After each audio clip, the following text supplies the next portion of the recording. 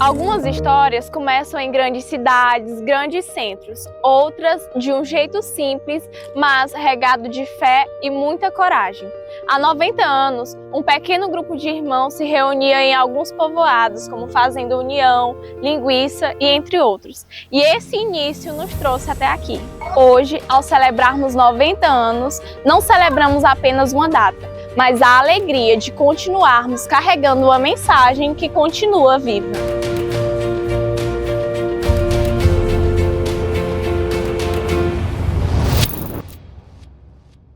90 anos de história da Primeira Igreja Batista aqui em Mangabeiras. O irmão tem mais de 30 anos que congrega na Primeira Igreja Batista, com certeza conseguiu acompanhar um pouco aí das gerações, desde os fundadores até os mais novos. Como que foi assim a sua adolescência na igreja, a sua chegada? Assim, eu tenho como marco mesmo assim histórico da minha vida a partir de 1990, que foi a época que, através do pastor Enoque, que Deus me concedeu a graça de ser batizado.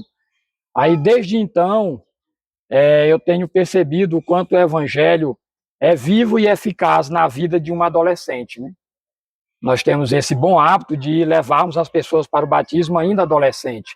E, para a glória de Deus, estou aqui, já com praticamente 36 anos depois de batizado, e para mim é uma bênção fazer parte dessa história batista. Quando nós falamos sobre história do povo batista aqui em Mangabeiras, eu não poderia deixar passar um momento que nós tivemos um sonho a ser realizado aqui no templo. Os irmãos são testemunho como era o nosso templo antes, e o Senhor abriu os olhos do presidente que havia na época, né? E através desse presidente, o Senhor tocou os nossos corações, e através dos dízimos e oferta, o Senhor tem levantado recursos e nos deu a graça desse grandioso templo aqui para a edificação do Senhor. Esse aqui era o antigo templo da nossa igreja e hoje ele é conhecido como Espaço da Comunhão. Mas como que surgiu mais ou menos esse nome? Era alguma prática? Da minha época para cá, era a irmã Sara e a irmã Yara. A irmã Sara era americana, a irmã Yara morava em Floriano, veio para cá, eram missionárias de Deus. Foram elas que começaram o ministério aqui. E graças a Deus, foi esse fundamento aqui, os primeiros passos que a primeira igreja batista teve aqui em São Raimundo das Mangabeiras. E isso nos incentivou pela comunhão, pela alegria. Por isso que é o espaço da comunhão, por conta da alegria que nós tínhamos e temos. Meu pai, Pedro Paulo, foi um dos moderadores da igreja. O irmão Sebastião também esteve muito à frente, o irmão Zezinho. E nós tínhamos muitos cultos com aqueles bancos de madeira que duraram décadas e foram muito importantes para nós. E ainda hoje temos esses bancos ali na chácara Altos dos Batistas. Mas os cultos eram maravilhosos. Hoje nós temos as recordações quando olhamos aquelas fotos antigas que tinha a irmã Elvira, tinha a irmã do Carmo, tinha o meu pai e tinham outras pessoas que muitas vezes ficamos perguntando quem era esse aqui, e a gente ficava relembrando. Os cultos eram maravilhosos, e lembro também que o pastor Robson, quando estava aqui junto conosco, pastoreando, ele foi quem incentivou no violão a cantar os hinos mais ritmados, que a igreja tinha um costume com os hinos que fazia, mas o pastor incentivou e a igreja abraçou com toda alegria tudo isso. É um ministério de comunhão. Esse espaço aqui foi maravilhoso, continua ainda sendo maravilhoso. Já ouvi também muitas histórias de que aqui realizavam batismos, tinha um batistério. O irmão Rosivaldo foi batizado nesse batistério. Era muito interessante, porque nós tínhamos ali atrás uma sala à direita, outra na esquerda, e o batistério. A gente tinha que subir e descer umas escadas. E ali a gente abria a cortina e o batistério estava ali, pronto. Muitas pessoas, inclusive eu, estive descendo as águas ali. E essa parte das pessoas que já têm mais de 50 anos, todas elas passaram a marchar ali nas águas. E também é uma alegria nós contarmos tudo isso hoje através desse salão. O espaço da comunhão era somente daqui para frente. aqui já era o altar. Eu mesmo casei aqui em 1999. Esse espaço que os irmãos estão vendo aqui é um espaço novo que foi construído pelo pastor Robson. Mas antes do pastor Robson, aqui ficava o local onde tinha o batismo. Eu fui batizado aqui havia o batistério. E aqui havia uma classe. Essa classe aqui era a classe de adolescente, e do outro lado era a classe Abraão. E eu lembro, então, quando eu entrei ali, desci os degraus e fui batizado aqui no batistério com o pastor Enoque.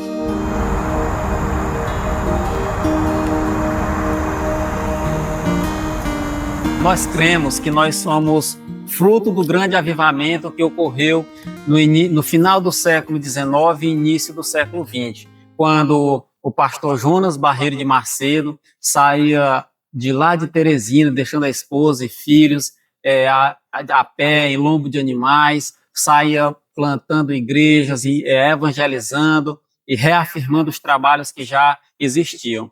E aí ele chegou aqui na nossa região, que até então era o município de Loreto, onde aqui nós estamos a alguns quilômetros de um dos locais que iniciaram o trabalho aqui, que foi a União, a Lagoinha, Barra da Lagoa, Linguiça, Tapuio. E aí, a partir daí, essas igrejas, essas congregações, né, esses irmãos que davam continuidade aos trabalhos, eles decidiram, a partir quando o irmão Sebastião Biot, que foi o primeiro moderador desta igreja, ele reuniu todas essas congregações na cidade. E aí, no dia 15 de junho de 1936, foi o pastor Jonas Macedo veio e organizou esta igreja com 42 membros. Algum tempo depois da igreja organizada, chegam do povoado Pedaladeiro os irmãos Apolônio Pereira de Brito e Sebastião Pereira de Brito. E aí eles vão a um passeio na cidade de Grajaú, Maranhão, e por lá convertem-se ao Evangelho. E ao retornarem para cá, passam a congregar na primeira igreja batista. O irmão Apolônio Brito vai para o seminário em Corrente do Parnaguá, ali no estado do Piauí, e depois é consagrado a pastor. E em seguida muda-se para a Bahia, deixando por lá um grande legado. E aqui permanece o irmão Sebastião Pereira de Brito. E logo depois, a igreja, né, ela passa por meio que um esfriamento, esses irmãos mudam para o estado do Tocantins, para Balsas, inclusive o irmão Sebastião Biot, o dirigente, né, da congregação, o moderador, muda com sua família para Balsas. E aí em seguida chega o irmão Dioclésio, dando continuidade aos trabalhos. Mas como a obra é de Deus, nesse mesmo período, chega aqui o irmão Diocleciano, e aí ele já orientado pelo irmão Sebastião Crente, pede a sua carta de transferência de Balsas para Mangabeiras e aí assume os trabalhos aqui. Vem as perseguições, né, as dificuldades, e a igreja não tinha mais nenhum local para a realização dos cultos. Eles se reuniam em um salão alugado. E aí ele voltou a realizar os cultos de formativa, escola bíblica dominical, e aí também foi a época que veio o apoio dos batistas norte-americanos. E aí foi, como era um local de difícil acesso, as estradas eram difíceis, então veio o apoio com os aviões. E aí, interessante que nesta época, a prática de pousos e decolagens era feita na BR-230, né? Era de pissarra, não tinha a movimentação que tem hoje, mas mesmo assim, como parte da perseguição, o piloto e a Convenção Batista ela foi advertida sobre essa prática de pouso e decolagem na BR-230, e assim foi proibido.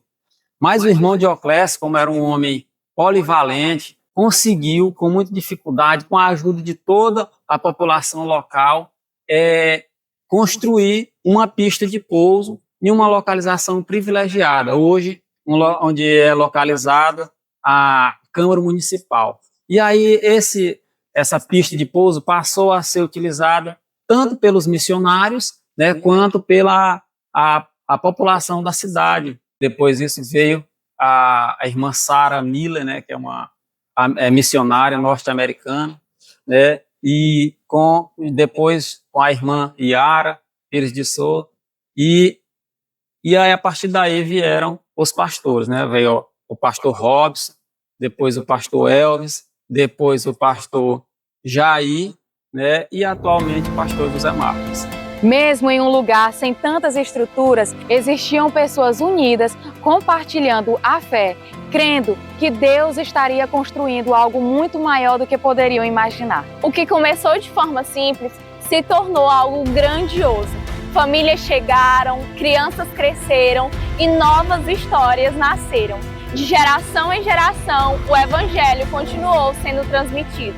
Da Fazenda União até aqui, muitos capítulos foram escritos, mas uma coisa permanece: a fé enraizada na palavra de Deus. Então a gente percebe o quanto é importante a persistência no Evangelho, o quanto é importante não pular do barco, o quanto é importante a gente colocar a mão no arado e não olhar para trás. São 90 anos enraizados e frutificando para o futuro.